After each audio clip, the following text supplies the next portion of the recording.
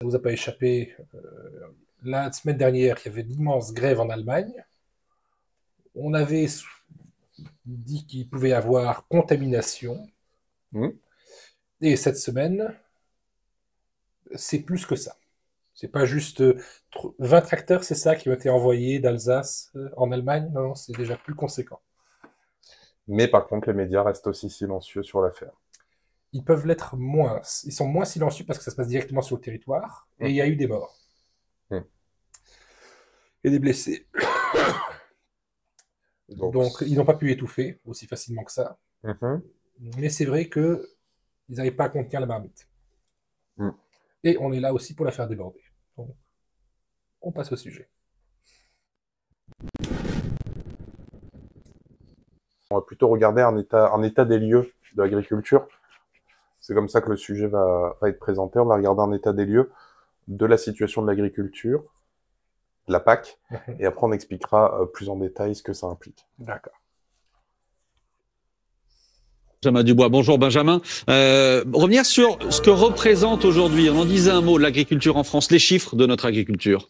Eh bien, selon le dernier recensement agricole mené par l'Agres, qui est le service statistique du ministère de l'Agriculture, en 2020, il estime à 500 000 le nombre de chefs d'exploitation agricole en France, un chiffre qui est, vous le voyez, en baisse de 18% par rapport au recensement de 2010. L'agence estime aussi que le nombre de fermes a diminué de 20% en seulement 10 ans.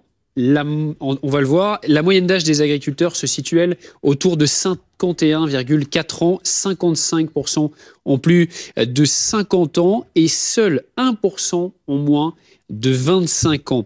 Le ministère de l'Agriculture estime que la moitié d'entre eux seront partis à la retraite d'ici à 2030. Et puis depuis 2015, en moyenne, 20 000 chefs d'exploitation cessent leur activité. Et vous le voyez, 14 000 s'installent. Donc, on peut voir que l'agriculture est en baisse. Et que à l'allure où ça va, voilà, d'ici 2030, il y aura presque plus d'agriculteurs puisque 50% partent à la retraite et il n'y aura pas de remplacement. Il y a de moins en moins d'exploitants, il n'y a pas de relève qui se prépare, moins d'1% de personnes qui pourraient reprendre le travail au bon rythme, même si on est en 2024, donc même avec de bonnes études et en relançant correctement, on n'aura jamais assez de personnes pour arriver à temps, pour reprendre le flambeau de l'agriculture française. C'est exact. Et maintenant, on va regarder la PAC 2023-2027. Pour resituer un peu les faits, il faut savoir que la politique agricole commune qui avait été créée en 62, me semble-t-il, si je dis pas de bêtises, à confirmer la date, mais je crois que c'est 62 ou 64. A connu justement trois changements. Et là, la dernière est arrivée là justement en 2023 avec des tests qui ont été effectués justement en 2022 et qui ont été des tests qui ont été mis en place en 2023 qui vont être applicables à partir de 2024. J'explique vraiment cela parce que c'est très très important. Ça va ces tests. Ça va contextualiser la suite de mes propos. Donc on va regarder une vidéo du gouvernement, du ministère de l'Agriculture et des Souverainetés. Donc, l'évolution du métier d'agriculteur avec la PAC, c'est ça.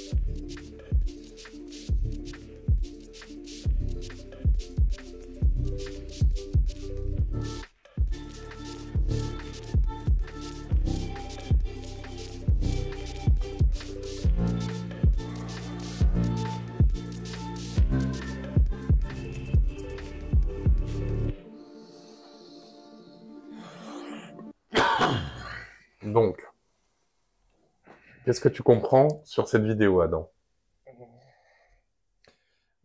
Qui devait plus investir dans le service marketing.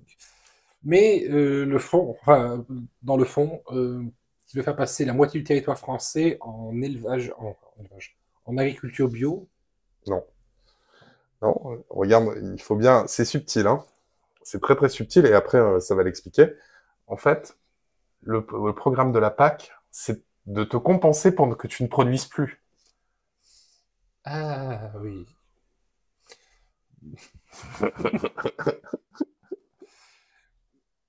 On la remet hein, quand même pour que... C'est subtil, hein. Mais en ayant ces détails... Regarde.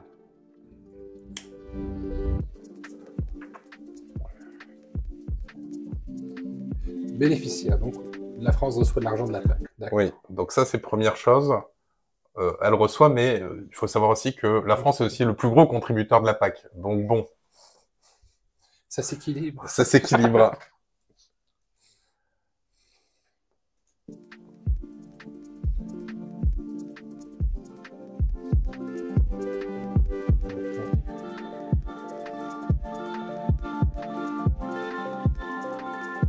Finance, mesure, agriculture. Donc il te monte un prêt. Ouais, oui, bien sûr. Vide. C'est pas... Tu prêtes de l'argent. Comme si les agriculteurs... Et donc forcément, voilà. si tu ne produis pas, tu réduis tes émissions de stock et de carbone dans les sols. Ah oui, c'est radical. Voilà.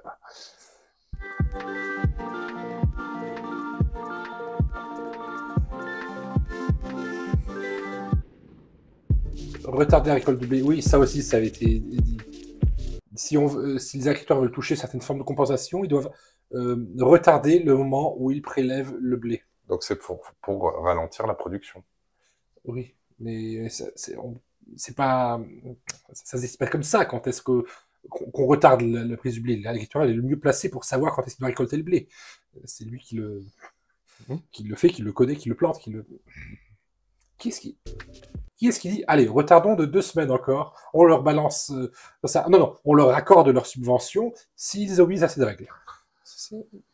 Non, mais là, tu vois, c'est le côté propre, hein. C'est l'annonce officielle du gouvernement français. Après, on va voir tu vois, ce sujet est magnifique et on rebondira justement sur les agriculteurs, mais c'est important de comprendre parce que finalement, les agriculteurs se plaignent sur quelque chose d'immédiat, mais là, on va parler plutôt sur le problème à long terme de l'agriculture en France. Renforce ces aides pour accompagner une nouvelle génération. Après étudiant, j'imagine. On dormira sur ses 2 oreilles parce qu'on la battra pas. Subtil. Ah bah oui, mais regarde, c'est ça. La protection du troupeau contre le prédateur. Je sais pas, j'aurais pu ne jamais rencontrer ces papiers. Là, par contre, on va investir pour développer les fromages de montagne. Oui, c'est important, les fromages de montagne. Je ne nie pas qu'ils sont délicieux, mais question priorité par rapport à retarder le blé traditionnel.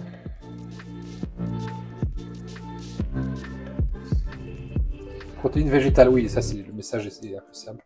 Donc, on est sur du végétal, mais tout ce qui est blé et compagnie, voilà. Il y a vraiment une cabale contre le céréalier, l'élevage bovin, qui sont liés à certains facteurs qui sont, entre autres, les traités de libre-échange et d'autres éléments que nous verrons dans quelques minutes. Dans le cadre de la future programmation... Donc voilà, on va voir un peu comment ils vont attribuer les aides justement de cette nouvelle PAC. Sous quelles conditions, quels critères on doit remplir? On va commencer à voir vraiment le revers de la médaille. Déjà, à ton sourire, je comprends que c'est là qu'on va commencer à bien s'amuser. Programmation de la politique agricole commune qui prendra effet au 1er janvier 2023, la Commission européenne a introduit un nouveau composant dans le système intégré de gestion et de contrôle qui distribue les aides directes de la PAC. Ce nouveau composant, qui s'appelle Système de suivi des surfaces agricoles en temps réel, bénéficie en fait d'évolutions technologiques. D'une part, on a des images satellites acquises par la constellation Copernicus qui arrivent tous les 3 à 6 jours et qui permettent de voir ce qui se passe sur le sol avec une résolution de 10 mètres. Et l'autre évolution technologique qu'on utilise, c'est ce qu'on appelle l'intelligence artificielle. Pour ce qui concerne donc l'alliance de ces deux éléments, on va pouvoir, à partir de ça, reconstituer des critères d'éligibilité, pratiquement de façon automatique, mais une intelligence artificielle, bah, ça marche, disons, dans 95% des cas. Et dans les 5% des cas restants, il faudra qu'on intervienne pour être certain de la décision à prendre par rapport à l'éligibilité aux aides.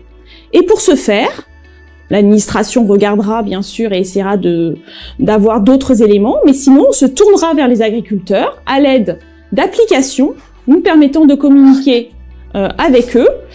Et ces applications, la principale, c'est une application dite de photo géolocalisée. L'idée, c'est de pouvoir identifier les principales améliorations que nous devons apporter à cette application pour la future année à blanc 2, où pour le coup, elle sera utilisée par tous les agriculteurs.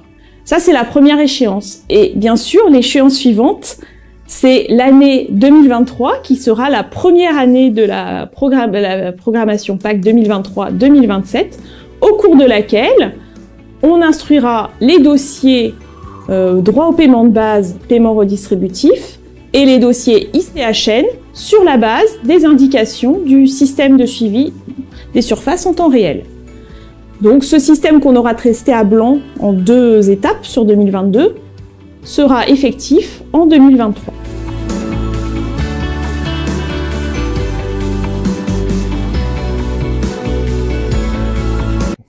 Regarde, ce qui est très intéressant, il n'y a aucune agriculture, et qu'est-ce qu'on voit? On voit des panneaux solaires.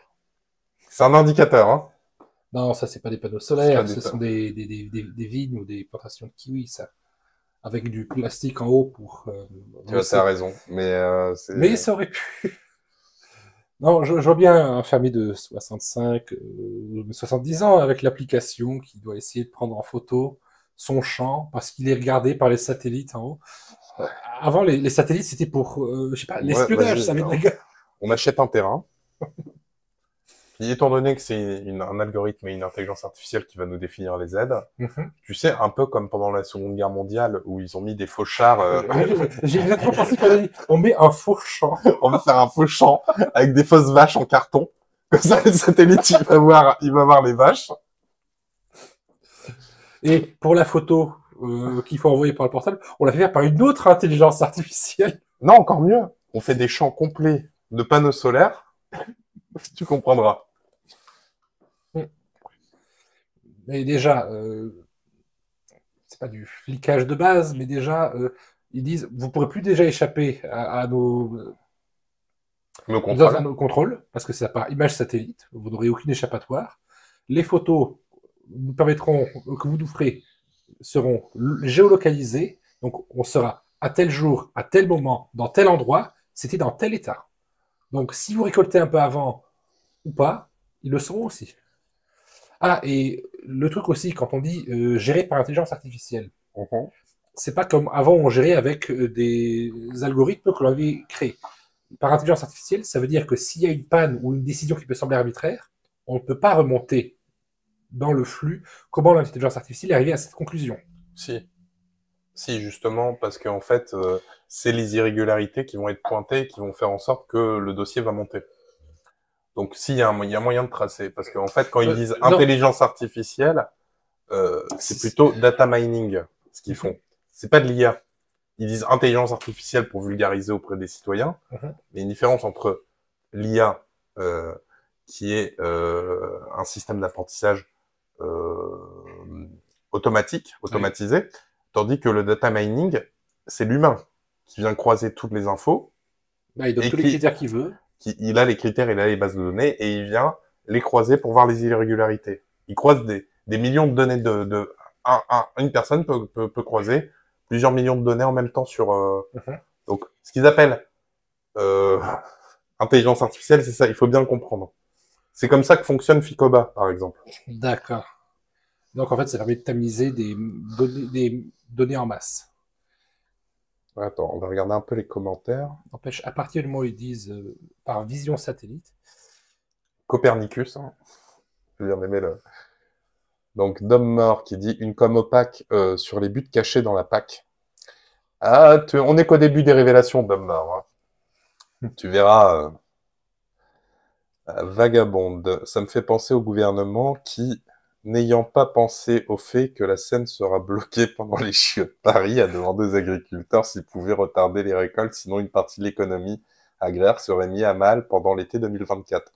Déconnecté de la réalité. J'ai vu passer l'info, on parle de 1 milliard de préjudice pour juste la prétention de vouloir faire la cérémonie de devoir bloquer la Seine au transport fluviaux. L'âge pour la Seine et les JO, je sais pas, c'est incompréhensible, dit Dom Mort. Et Vagabond dit, je suis tombé dessus. Cette semaine, désormais, c'est les JO qui dictent les saisons. 1,4 milliard, il me semble. Mais ils avaient dit que le budget des JO augmentait de milliard en milliard. Il était à 4 milliards, il est passé à 8 milliards, donc on rajoute 1,4 milliard, on n'est plus à ça près. Non, mais c'est un truc de fou, quoi. Mais... Donc voilà, donc. Ça, c'est... Donc, comment ils vont attribuer les aides grâce à leur outil de suivi des surfaces agricoles en temps réel. Tu sais, ils ont fait un nom bien. C'est parce que ils disent comment ils vont attribuer les aides. Non, plutôt comment ils vont désattribuer les aides. Il faut voir ça comme ça, plutôt. C'est comme quand ils ont commencé à utiliser justement les visions de satellites pour, en Californie, pour comptabiliser le nombre de personnes qui avaient des piscines dans son jardin. Tout d'un coup, tout le monde a dû les déclarer parce qu'ils ne pouvaient plus se cacher. Maintenant, on va présenter ce qu'est l'agriculture 2.0 vue par les technocrates de Bruxelles. L'agriculture hors sol. Faire pousser de l'électricité. Près de 70 000 modules photovoltaïques à la place des vaches laitières sur 15 hectares, l'équivalent de 2 terrains de football. Cette agricultrice charentaise a tout en... Déjà, tu vois, cette agricultrice, tu vas pleurer de rire. Et sur cette terre à fleur de rocher, élevage céréales en vin. Seul atout de la parcelle, son exposition plein sud, idéale pour produire l'électricité. Pour moi, c'est une culture comme une autre. C'est une culture en plus de ça qui assure quand même la pérennité d'une exploitation, ce qui n'est pas le cas de toutes les... Déjà, ça commence. Hein. Donc, une agricultrice qui a des terres qui ne produisent pas, en fait. Donc, elle a une exploitation. Elle a une exploitation, elle a juste des terres, en fait. Non cultivables. Elle a du terrain, quoi. Elle a du terrain, quoi. Les autres cultures. Anne-Pascale Montigo et sa famille louent la parcelle 30 000 € par an à un producteur d'électricité photovoltaïque pendant 30 ans. Un apport financier bienvenu pour diversifier l'activité agricole et investir dans une plantation de chênes truffiers. Ça va améliorer la qualité de vie et surtout la qualité du cerveau. Parce qu'on va plus avoir à se poser des questions sur les lendemains, savoir comment payer les échéances et compagnie. Le photovoltaïque, une planche de salut pour certaines exploitations. Pour d'autres, comme ici en Charente-Maritime, cette énergie renouvelable est au cœur de son développement. Johan Bernardin est maraîcher, pionnier de l'agrivoltaïsme en Nouvelle-Aquitaine. Il fait pousser 300 tonnes de légumes par an sous des panneaux solaires. On est obligé de travailler sur les densités pour diminuer un petit peu les densités de plantation pour avoir, vous voyez, une végétation tout à fait normale. Vous voyez la même végétation que sous mes serres plastiques ou mes tunnels, on va dire, normaux. Ici, l'agriculteur ne perçoit pas de loyer, mais profite des 3 hectares de serre. La serre en elle-même, ici, coûte plus de 3 millions d'euros. C'est-à-dire qu'aujourd'hui, j'ai investi 300 000 et demain, si j'avais dû financer la serre, c'est 3 300 000 euros que j'aurais dû sortir. Ça aurait été impossible. Ça aurait été strictement impossible. Et c'est donc le producteur d'électricité qui a construit à ses frais les bâtiments agricoles. Nous avons environ une trentaine de projets par an en développement et chaque année, de plus en plus de demandes sur du maraîchage, de l'horticulture et pépinière. En plus des tomates, des fraises et des concombres, les serres de Johan Bernardin produisent l'équivalent de la consommation électrique annuelle de 3000 foyers. Ça, c'est la version gentille. Tu vois, Il y avait déjà une musique flippante. C'est une sorte de... tu vois, c'est la présentation mainstream de, vous voyez, c'est bien. C'est censé être marginal. Et en fait, c'est pour commencer à mettre l'idée dans la tête que c'est quelque chose qui va être encouragé. Qui va être très encouragé et qui va être même financé par la PAC. Ah, la PAC, veut faire pousser des arbres photovoltaïques. Ils ont même un nom pour ça. L'agrivoltaïque. Alors, s'il y a un... C'est ça le terme que j'ai pas compris dans la vidéo d'avant. Il l'avait dit. L'agrivoltaïsme, quelle influence des panneaux photovoltaïques sur la dynamique végétale? Parce que forcément, alors là, tu vas voir, on est clairement dans quelque chose, c'est fabuleux. On va essayer de te vendre ça. Ça se passe de commentaires, regardez. Nous sommes 2 producteurs d'électricité renouvelable et nous œuvrons au quotidien pour notre transition énergétique. Environ 10 gigawatts sont aujourd'hui installés en France, mais le rythme actuel d'installation de centrales photovoltaïques ne permet pas d'atteindre les objectifs fixés par l'État de 20 gigawatts en 2023 et entre 35 et 45 gigawatts pour 2028. Pour participer au développement du PV et atteindre les objectifs de l'État, il faut déployer le photovoltaïque sur des grandes surfaces solaires, parfois considérées comme agricoles. Nous construisons nos centrales photovoltaïques pour et autour d'un projet agricole, pour favoriser les synergies et puis pour faciliter la gestion au quotidien des 2 productions d'électricité verte et agricole. Ces 2 derniers étés, nous avons vu avec les sécheresses que l'herbe peinait et on s'est interrogé sur l'effet des panneaux, sur la protection de l'herbe sur nos centrales. On met des panneaux photovoltaïques parce que l'herbe brûle l'été. Donc, il faut trouver une solution. C'est des panneaux photovoltaïques qui protègent les plantes, en fait. C'est la raison pour laquelle on s'est rapproché de l'équipe INRAE, donc de Clermont-Ferrand, pour contractualiser un partenariat et analyser plus en détail ce phénomène. Un phénomène que les agriculteurs sont les premiers à constater, comme Hervé Leflèche, éleveur à Brest dans l'Allier, et dont les 200 brebis ont l'habitude de paître librement sous les panneaux. Moi, je vois pas de côté négatif. Bon, l'avantage, c'est qu'elles sont à l'ombre quand il fait chaud. Quand il pleut, malgré que ça soit pas étanche, elles vont quand même se mettre dessous. Ça abrite du vent. Ça... Ils t'ont mis 5 chèvres. Si. Ils t'ont mis 5 chèvres. Non, c'est des moutons, ça. Bon, peu importe, tu vois. Et on te dit éleveur. Il a un petit cheptel. À partir du moment où il y a des brebis ou des moutons, ce que tu veux, qui pèsent sous ces photovoltaïques, ça dit aussi un élevage. À ce moment-là, tu coches une nouvelle case dans ton formulaire de la PAC. C'est ça, mais c'est tout à fait ça. Tu vas voir, c'est tout à fait ça. Être éleveur n'a jamais été aussi facile apparemment. Ça abrite l'ombre favorable pour l'herbe aussi. On a remarqué avec ces 2 années de sécheresse que l'herbe n'était pas brûlée sous les panneaux. Et au printemps, on a remarqué que... Lui aussi s'inquiète sur la qualité de l'herbe qui brûle l'été quand même.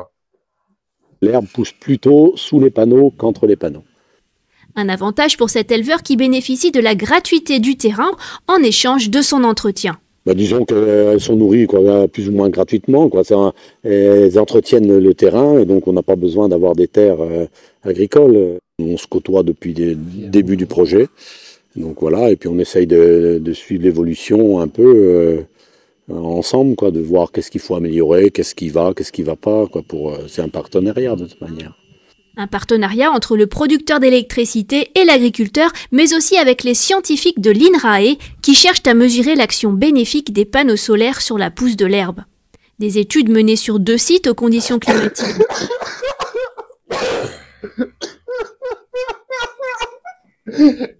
Non mais on va vers ça. Hein. Là, on est dans le cœur là, du projet de la PAC 2023-2027. Les effets bénéfiques de la plantation de panneaux solaires sur la pousse de l'herbe. Bien différentes, l'un à Brest dans l'Allier à 300 mètres d'altitude et l'autre à Marmagnac dans le Cantal à 900 mètres. L'agrivoltaïsme s'est développé quand même assez récemment et au niveau français, sur le territoire, il n'y a quasiment pas d'études sur ces prairies pâturées. Donc l'idée, c'est déjà de mieux comprendre ce qui se passe en période estivale et puis de pouvoir continuer sur d'autres saisons. On a mis en place 3 modalités. Une modalité en fait où l'herbe n'est pas sous l'influence des panneaux solaires. Une autre modalité qui se trouve dans les rangs. Et une modalité sous les panneaux pour avoir la pousse de l'herbe sous l'effet de l'ombrage. Donc on a instrumenté ces 3 zones avec le même type de capteurs.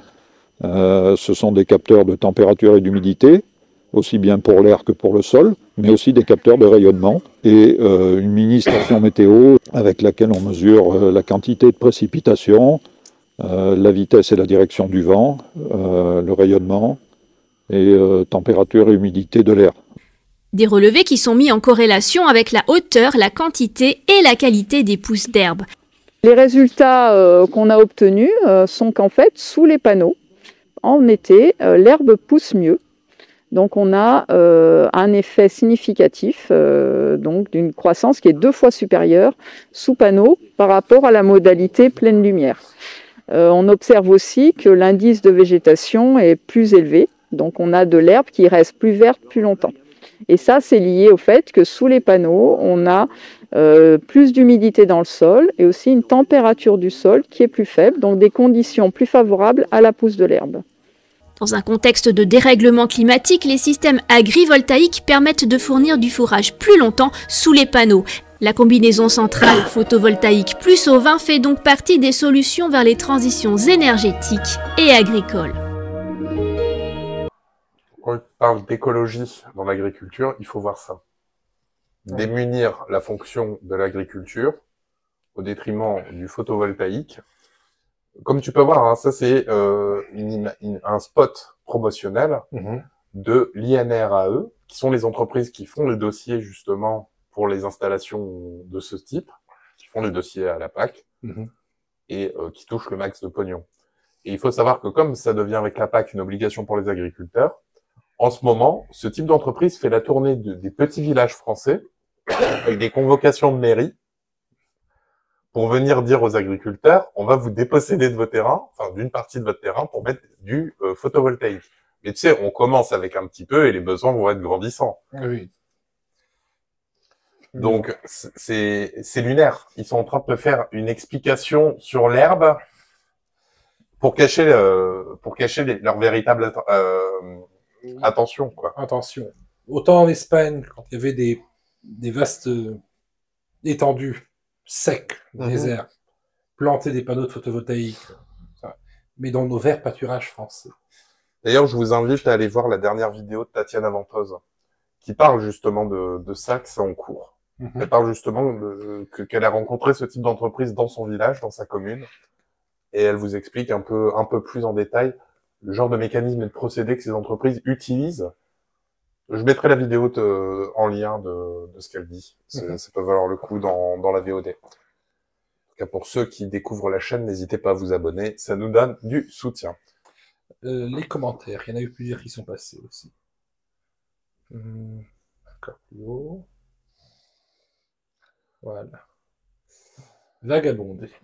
Il ne faut malgré tout pas tout jeter dans les champs photovoltaïques. L'ombre créée permet certaines récoltes qui nécessitent une grande protection de rayons de soleil direct, le tout sans être sous serre.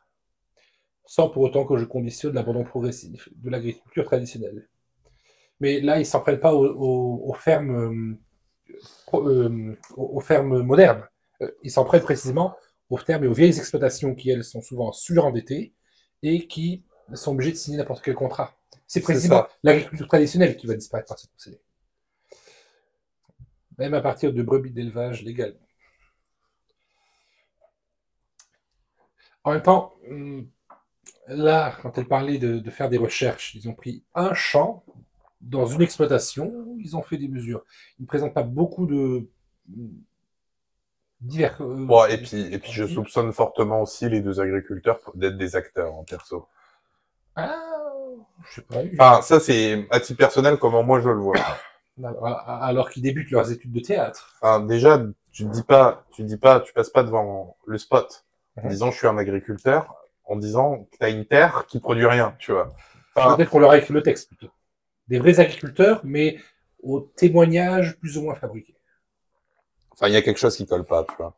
C'est vrai que ça fait bizarre.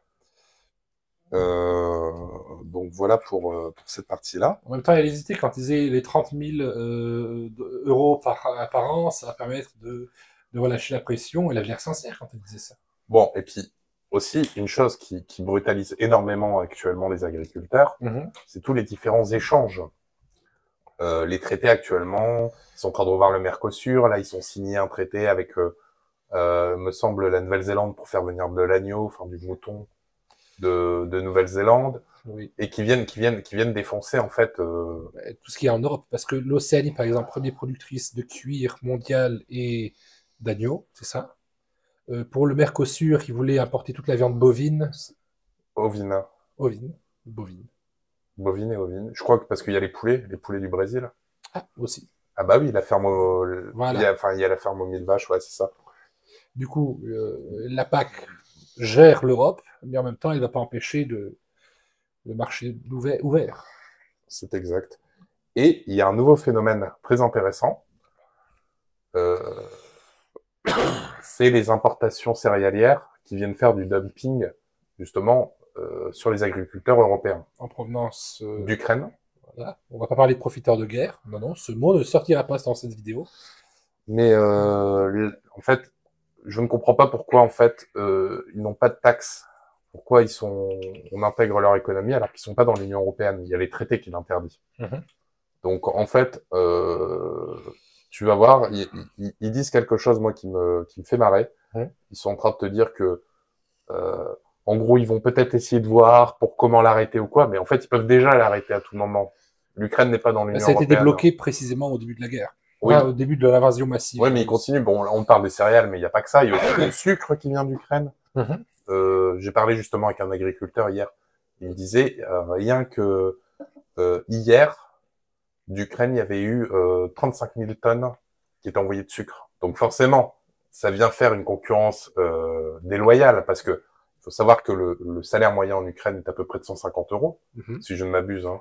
Donc que là, ils n'ont pas les moyens de négocier les prix comme ils veulent. Donc forcément, la main-d'œuvre, forcément, il n'y a pas de bénéfice sur le produit brut, mais il y a du bénéfice sur la main-d'œuvre. Donc forcément, ils sont compétitifs et en plus, ils n'ont pas de taxes. Donc en fait, c'est pile je gagne, face tu gagnes. Enfin, on y perd tous. Oui, on y perd tous. Certains. Mais donc on va regarder. Attends un instant. D'hommes morts, agriculteurs trop moches pour des acteurs. Non, on fait pas de délit de sale gueule sur cette chaîne. On tape pas sur le physique, on est gentil. Ils ont leur physique. Voilà. Mais je pense que justement, ils sont caricaturaux. Justement. De comment on veut nous vendre l'agriculteur. À la Clitus dans les Simpsons. Allons.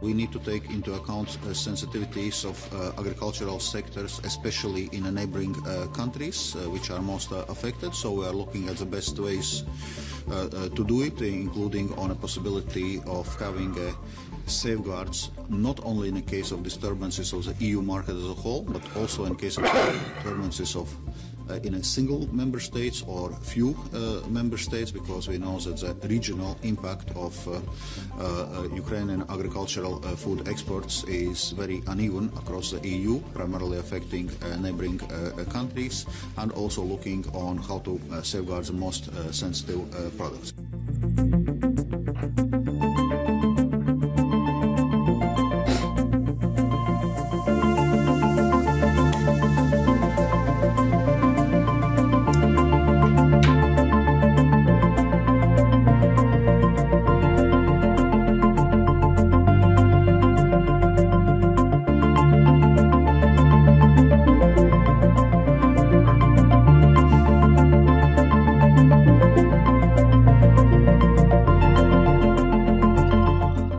Contrary to the original agreement, the Ukrainian grain has overspread the Central European markets, which have ruined the agricultural markets in the Central European countries. This is totally against what the original agreement was about. So we will continue to apply the import ban on the Ukrainian grain and other agricultural products to protect our farmers. Bon, spoiler alerte, on a vu le représentant de la Pologne et de la Hongrie, nous avons vu ce bon vieux Donald Tusk qui est passé. Spoiler alerte, ça c'est la version officielle qu'on veut vous vendre. Tusk a levé les interdictions. Donc en fait... Il travaille pour... Donc on continue justement ça. Et le problème, c'est que bah, justement, on décide aussi d'aider les agriculteurs justement sur l'obtention de leur GNR, justement. De leur combustible qu'ils ont besoin pour leur tracteur et pour alimenter. Donc forcément, tu mets un cocktail explosif, de nouvelles réformes de la PAC. Qui surveille tout maintenant. Elle peut tout fliquer. À côté, le carburant qui devient hors de prix. Hors de prix, donc forcément, ça les ruine déjà. Déjà qu'ils sont pas forcément en très bon état. Il faut rappeler quand même qu'il y a quand même 2 agriculteurs par jour qui décèdent. Non, c'est 1 tous les 2 jours. Non, 2 par jour maintenant. Ah, ça a augmenté. Ouais. Toi, t'es resté sur ce qu'on a entendu pendant des années. Non, les chiffres, aujourd'hui, c'est 2 agriculteurs par jour. Et comment on les aide? On accepte d'acheter à bas prix la production de l'Ukraine au nom de l'aide qu'on veut lui apporter. C'est un petit peu comme acheter les bijoux à bas prix de vos potes qui ont besoin d'argent, qui sont surendettés, en leur disant que vous leur rendez service. Vous faites une bonne affaire, c'est pas que vous rendez service. Donc, ensuite, on va voir comment la PAC est devenue une usine à gaz. Une façon de parler, j'imagine. Il nous coûte plus cher de mettre des céréales que ceux qu'on les vend. Alors, il peut nous donner la PAC dessus, hein. Et encore, on est de notre poche. Ça c'est... Non, l'Europe, ça n'aurait jamais dû exister.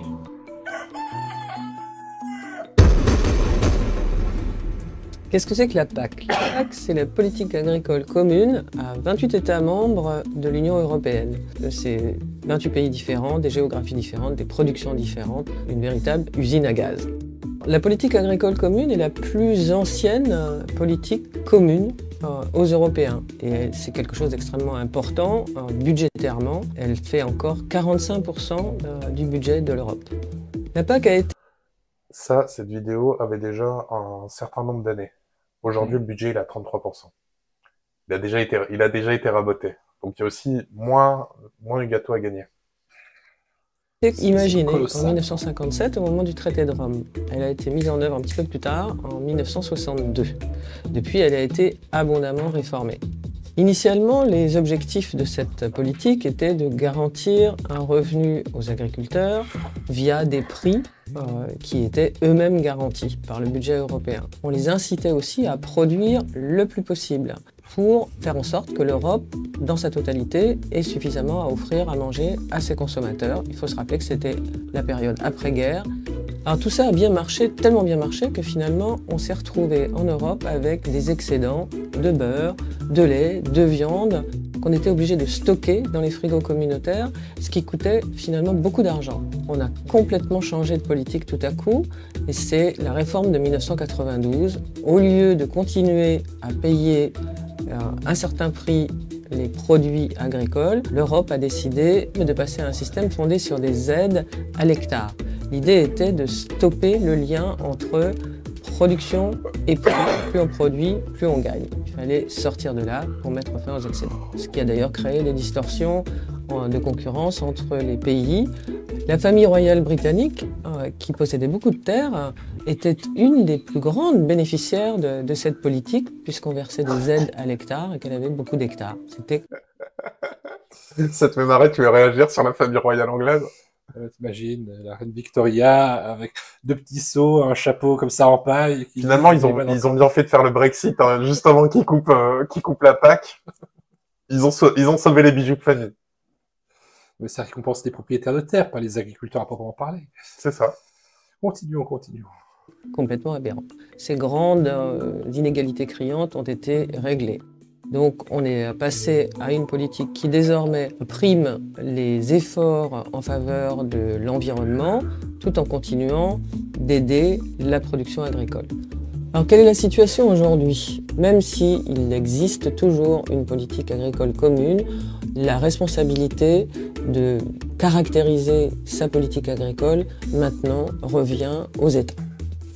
Qui décide finalement de cette politique agricole commune? La Commission européenne fait des propositions, mais elle fait des propositions souvent sur la base de ce que les pays membres ont fait passer comme message.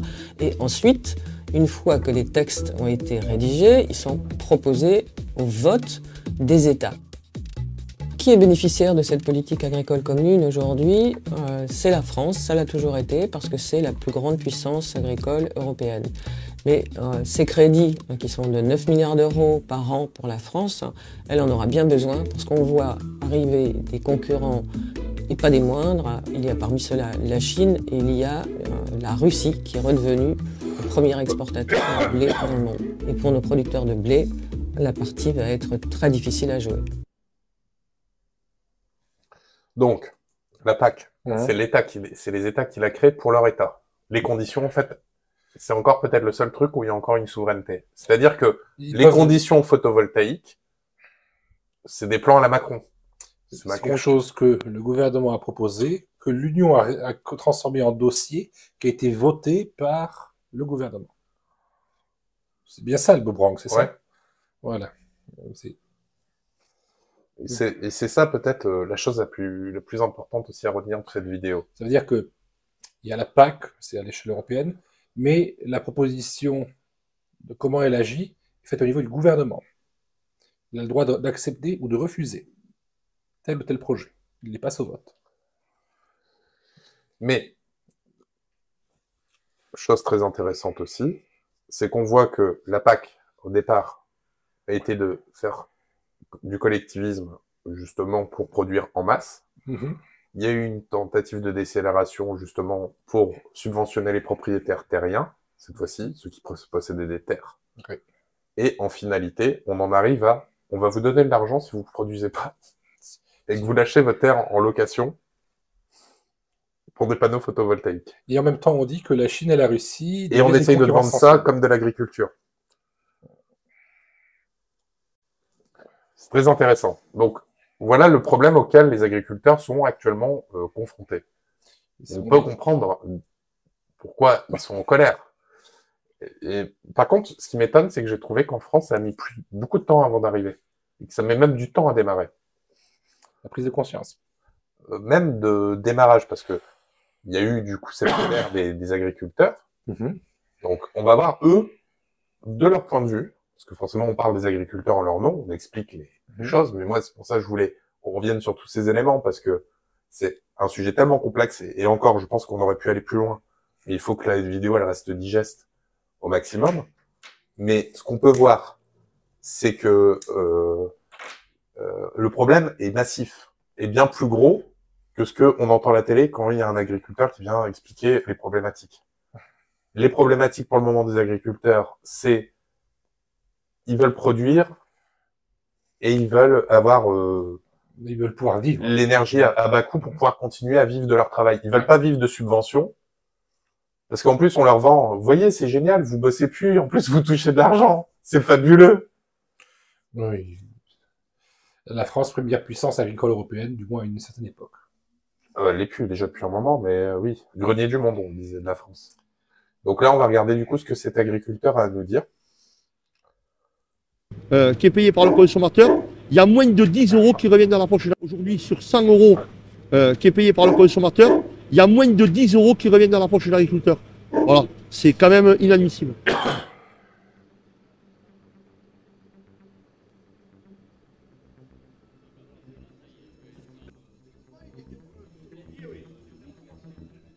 Le combat donc, ce qu'on disait, donc le fameux GNR. Hein. National, c'est le GNR, le gasoil non routier, qu'on utilise pour nos tracteurs et nos machines agricoles.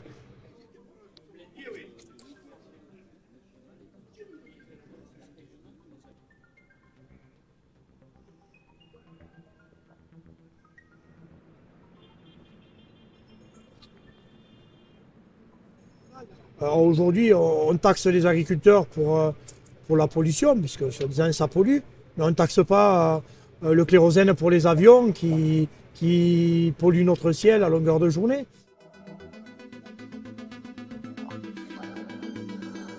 Alors regardez-le, celui-là, parce qu'il va être très très intéressant, ça va être beau. Patron de la... Donc c'est le syndicat des agriculteurs. Le principal syndicat.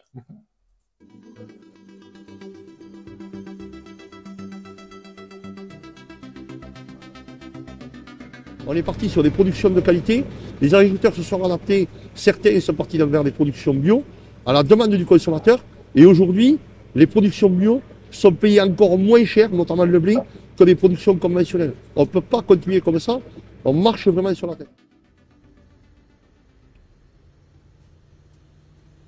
Tous ceux qui sont des gens honnêtes sont régulièrement en infraction parce que c'est devenu trop compliqué, trop de normes, trop de surréglementation. Je pense évidemment aux produits phytosanitaires. On n'est pas d'interdiction sans solution.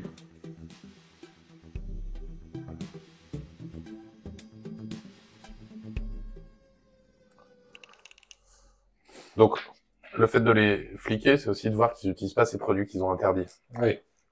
Interdits en France. Comme je l'ai dit, chaque pays a sa PAC. Oui, c'est ce qu'on importe ensuite en Europe. Parce que tu as le droit, par exemple, de le faire en Espagne. Ah, déjà. Je pensais que c'était moins à l'échelle européenne. européenne. En Espagne, tu peux... Non, c'est par pays.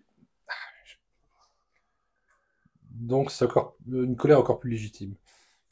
Donc, en fait, la colère relativement pour les Allemands et les Français, des agriculteurs, elle est plus ou moins ciblée pour les mêmes raisons.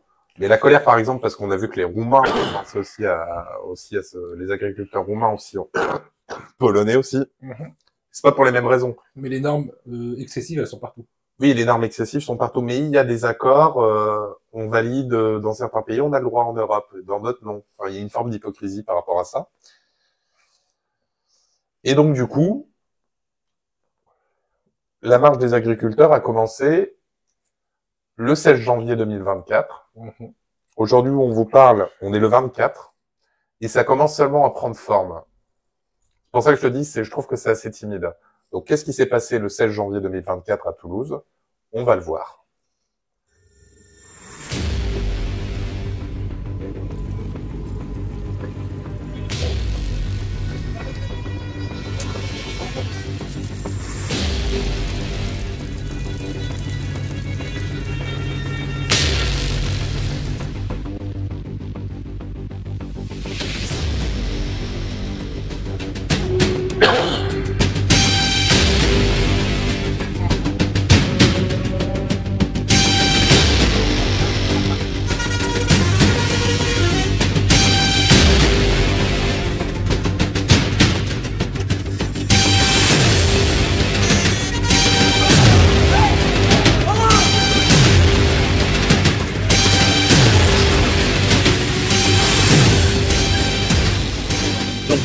C'est d'éradiquer les paysans, il n'y en a rien à foutre de nous. D'ailleurs, c'est pour ça qu'il signe des accords de libre-échange, parce qu'il veut sacrifier l'agriculture française. Lui, il n'en a rien à foutre de la France, vous l'avez bien vu. Il a sacrifié l'hôpital, il a sacrifié l'industrie, il sacrifie tout. Donc maintenant, c'est l'agriculture. Et ça date pas d'aujourd'hui.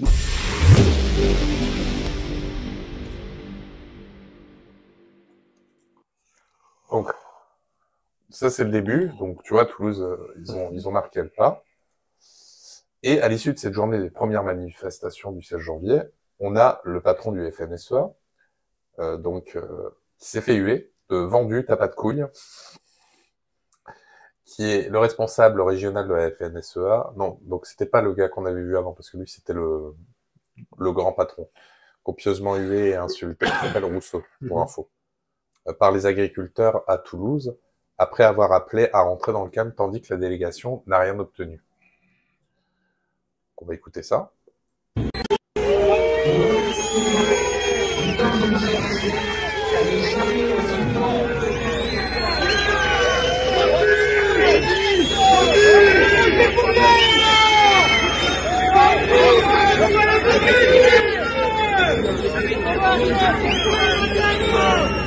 Merci. Merci pour ces cités. J'espère que le ministre de l'Agriculture les entend.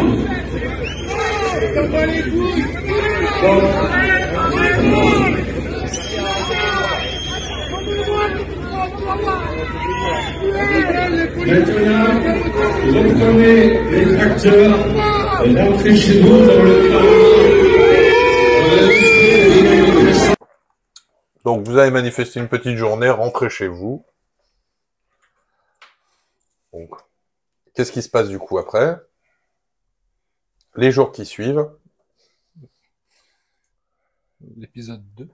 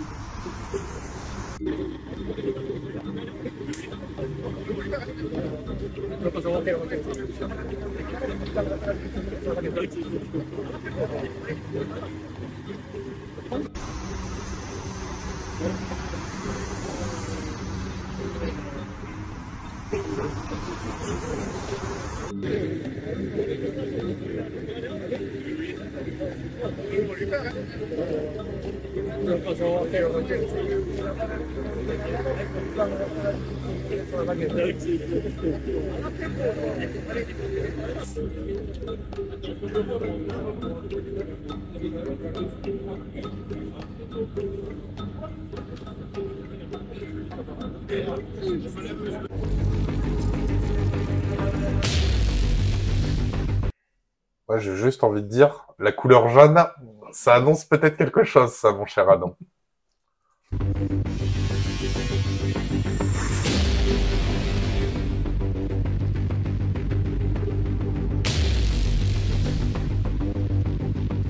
Attends, c'était revendiqué officiellement ça? Oui, oui, oui. Par le comité d'action viticole.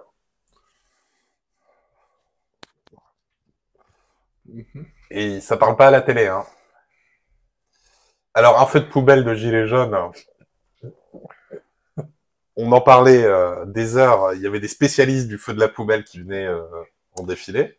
Si, j'en ai entendu parler du comité viticole, quand ils interviewaient quelqu'un qui disait que les revendications étaient légitimes des agriculteurs, ils disaient « Ah, vous soutenez l'explosion revendiquée par le comité d'action viticole. » Donc, on voit que la mayonnaise est en train de prendre. Puis, on commence que, là, c'est parce qu'on était régional, on voit que là, les Bretons commencent à rentrer. Donc, les régions commencent à avancer tout doucement en action. Il y en a d'autres, hein. J'ai vu que là, ça commençait à généraliser sur toute la France. Et il a fallu quand même 8 à 9 jours d'organisation parce qu'ils ont voulu réfléchir peut-être avant d'agir. Et aussi pour que ça se propage suffisamment. Et j'ai vu, les trains vont être bloqués parce qu'ils balancent du fumier carrément sur les câbles de haute tension des chemins ferrés. Tu sais, sur les pontons. Oui. Donc, en fait, ils sont en train de faire... Ils vont paralyser les trains, donc il va y avoir des complications qui commencent à arriver.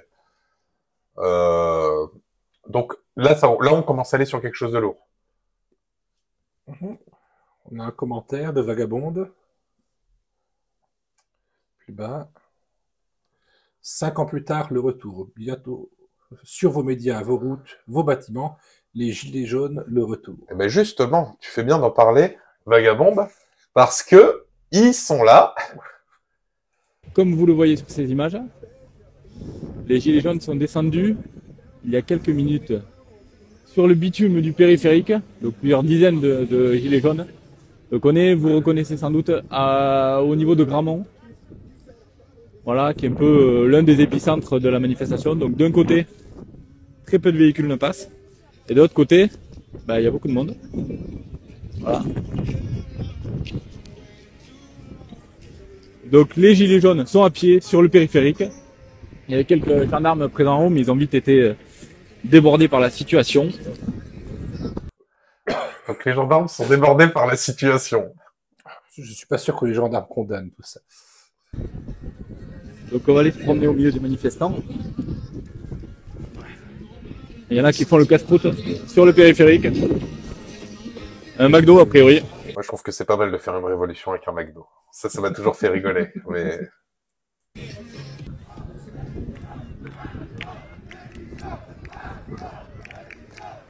Vous entendez les slogans sans équivoque des manifestants. On est sur le périphérique. Je sais que sur Bordeaux aussi, il y a des très grosses perturbations. Pas de bus, pas de train à Bordeaux. Et les infos, elles commencent seulement à arriver et vraiment filtrées, elles sont... La vidéo date d'aujourd'hui, de cet après-midi. Oui. Là, c'est aujourd'hui. En fait, c'est pour ça que j'ai fait une chronologie. Pour faire vivre le blocage des gilets jaunes en ce moment. Donc, et là, à tous les Français perdants de la petite politique de casse sociale de Macron, arrêtons de subir. Samedi 27 janvier, 10h, rendez-vous devant les préfectures. Donc, ça reprend. Ils se prennent les gilets jaunes aussi dessus. Je l'ai pas mis là, mais il y a les taxis aussi.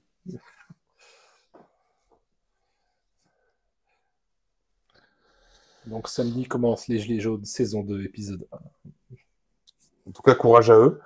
Sauf que tu vois même que le gouvernement il commence à parler, j'ai vu Darmanin, il a commencé à parler. Ils savent pas comment prendre parce que justement, fracasser les foules avec une armée de CRS, on peut le faire.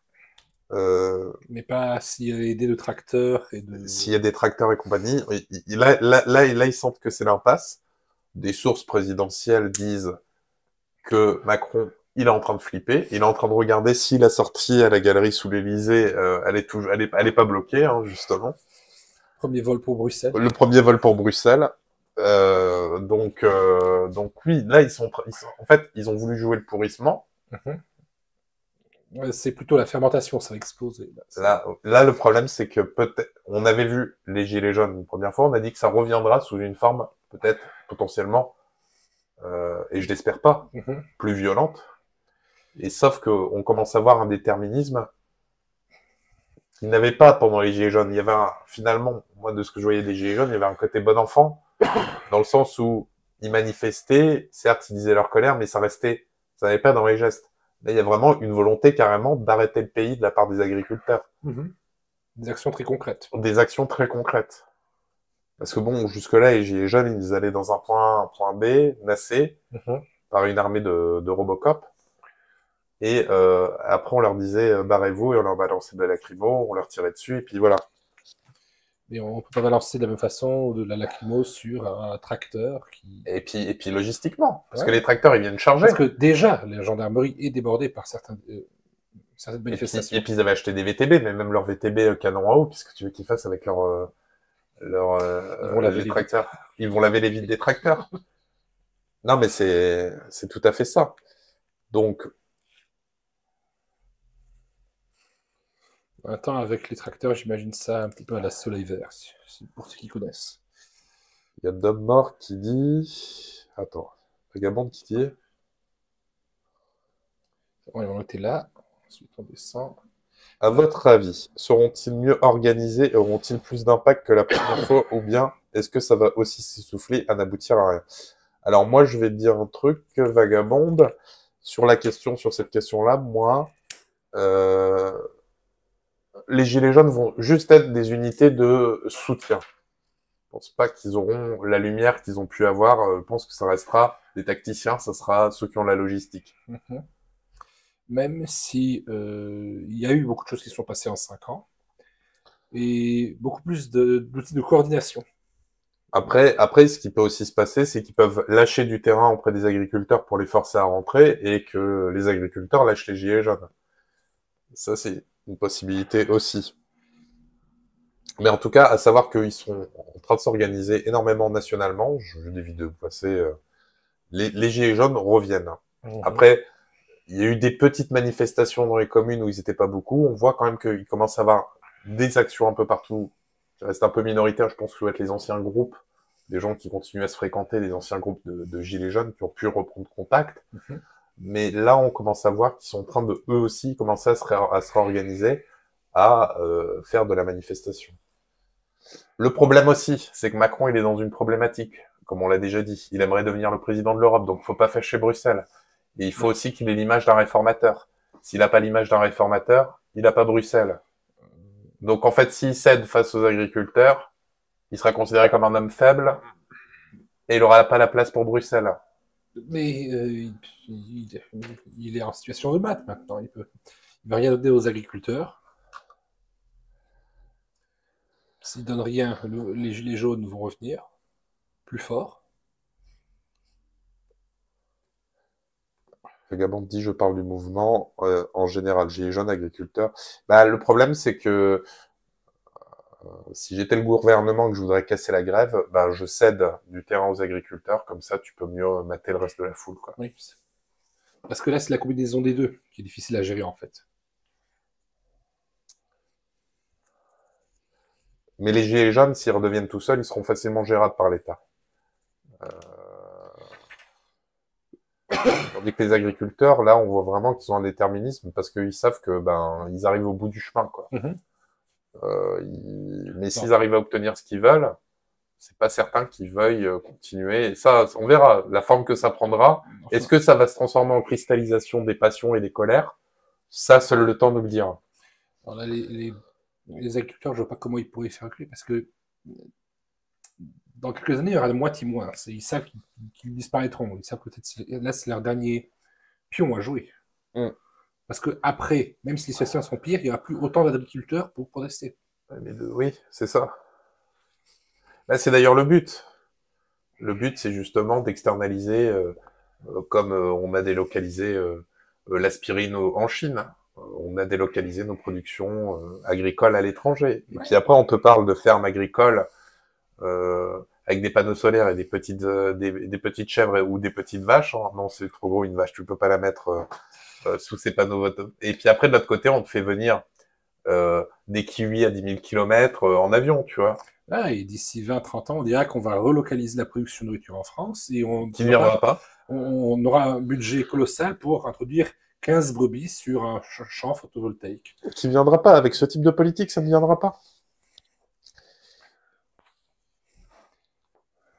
Il faut arrêter de parasiter, mettre des conditions, c'est complètement débile de donner des subventions dans le principe où tu ne produis pas, quoi. Enfin, ça n'a pas de sens. En temps de crise, c'est la marche inverse qu'il faut faire. C'est ça. Il faut faciliter le travail, pas le compliquer.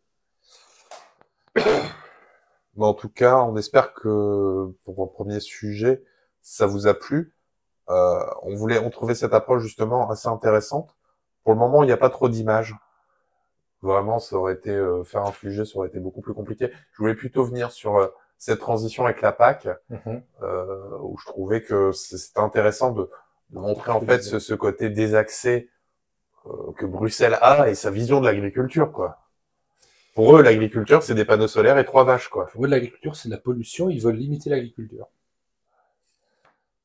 Vagabonde qui dit « Ça me fait toujours halluciner, le dénigrement constant et même croissant envers les agriculteurs, ils sont la base de la vie et donc de la souveraineté d'un pays et on les ponce. » Tout ce qui faisait l'indépendance de la France se retrouve finalement coupé, ou même de l'Europe, parce que là, c'est même plus à l'échelle de la France, c'est à l'échelle de l'Europe. On ne produit plus assez de nourriture pour vivre en Europe.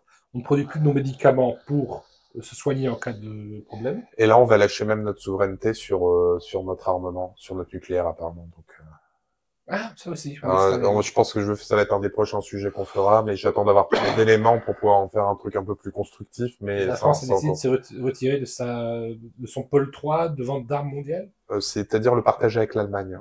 Ah oui, c'est une bonne idée, ça. Non, l'arme nucléaire, ils seront sûrement mieux en faire quelque chose. Parce que la France, elle fait rien avec, alors que l'Allemagne peut avoir des projets.